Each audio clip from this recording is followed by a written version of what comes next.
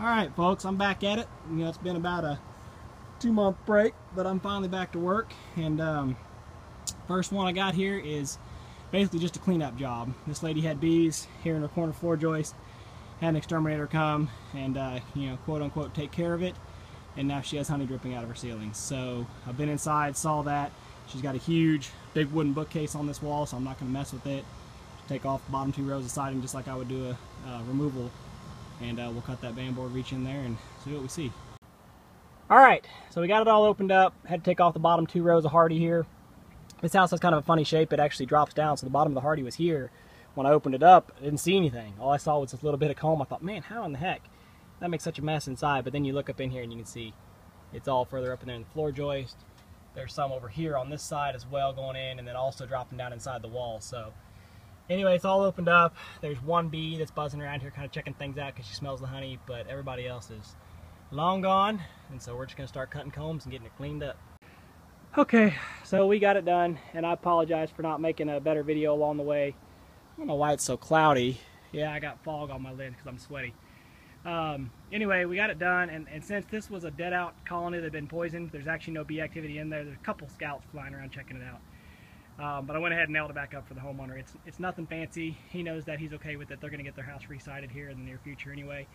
So he said just slap it up there to keep the HOA happy, keep the neighbors happy, and you know, if honeybees wanted to move back in, by God they could. I told him that, but he's okay with it. Their plans are to get it patched up here real soon. So anyway, the bees were just right in that corner, but they were also down. The wall had that funny little wall like I showed you guys, and then they were down inside behind that. So it's all sorts of crooked comb pulled in there, but I think I was able to get the bulk majority of it out. Everything that I could reach, everything I could feel, mopped up as much honey as I could with my hands, and I really truly think it'll be okay. I told the homeowner for now, just, you know, I told him to gamble on the drywall and see if, you know, in the future if the drywall starts to sag a little bit on the ceiling, they know why.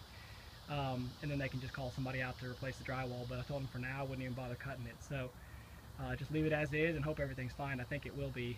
But I told him when they go to put new siding on to make sure and have the contractor stuff that whole area with insulation, just like how I always tell you guys and I always tell every client, stuff it, stuff it, stuff it. And when you think you're done, put in some more. And I think you'll be just fine. So with that, we're going to call it a job, and I'm going to go home and play with my babies. Just one final little wrap-up video on tonight's job. Forgot to show you guys what all I got. So this is a big Rubbermaid tub, I don't know, 30 gallon, something like that.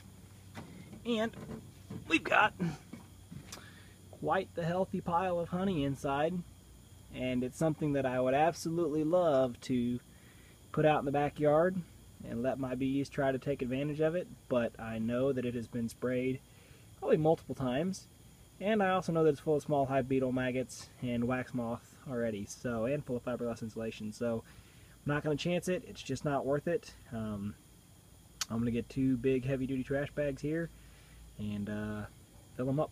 It's a shame, probably 60 to 70 pounds worth of material here, maybe a couple pounds of wax even if I melted it down, but you know, I run on the premise that I do all I can to keep a chemical-free apiary, and this is one of those things that when you know that it's been contaminated, you got to treat it that way. So it's all going out to the curb. Trash comes in the morning.